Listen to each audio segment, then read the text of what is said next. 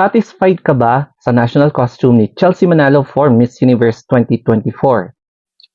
O baka naman nakulangan ka sa design, sa itsura, at yung pagrampa ni Chelsea sa national costume na ito? Pero para sa akin, napakalinis yung pagkakagawa, napaka-organized, and napaka-rich ng details niya hango sa historical value at heritage ng Pilipinas. Pinamagatang Hiraya. Ito yung photographic na presentation ng national costume ni Chelsea Manalo. O, di ba? Grabe yung details. Very rich. Kung papansinin mo, every detail meron siyang meaning sa national costume ni Chelsea. Napakaayos, napakalinis talagang tignan, and mapapawaw ka talaga kasi it represents the heritage of the Philippines, in particular with the introduced religion na parang